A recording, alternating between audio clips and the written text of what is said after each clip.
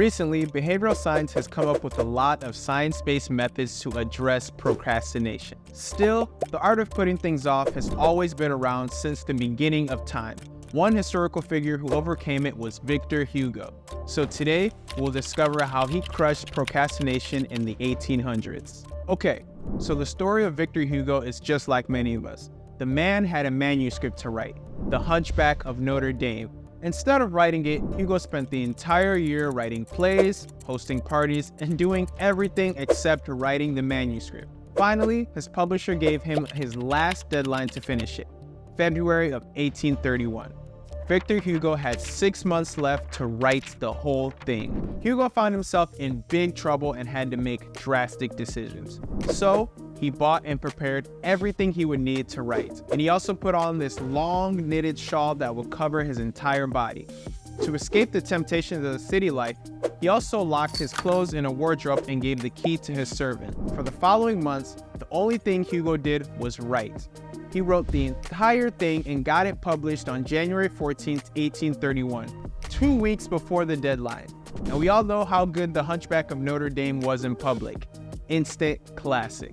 Now, years later, Hugo's plan has been backed by science as an effective way of getting things done.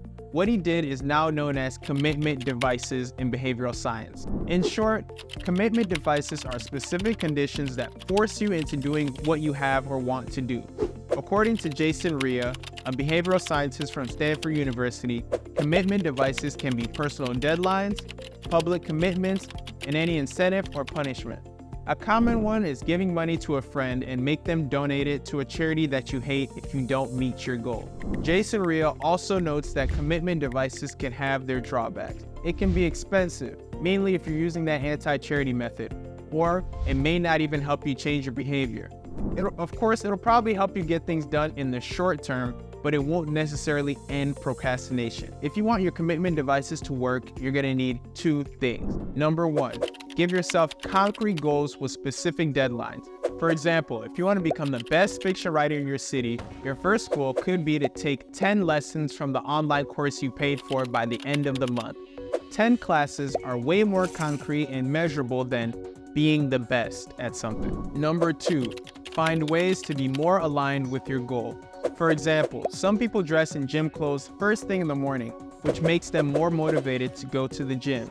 If this doesn't work for you, you could also find a place that sells your favorite snack that's close to the gym, and then you can indulge every time you complete, let's say, 5 days of training. This is all up to your personal preference, of course. In the case of Hugo, he felt very embarrassed if anyone saw him in his knitted shawl, and that made city life less interesting for him. He had no other choice than to work on the manuscript. Commitment devices are a powerful tool that can help you achieve anything you want if used wisely. Now, thanks to history and science, you've got a great and handy method for dealing with procrastination. This is another video inspired by an article written from our blog. In it, you'll find more tips and techniques that can help you overcome procrastination like a pro. If you want to take a look, you can find the link in the description box below. I hope you enjoyed this little story on how an ordinary procrastinator managed to write one of the greatest classics in the world. Don't forget to like and subscribe for more videos about working with data, technology, and productivity. Thank you so much for watching. I'll see you in the next video.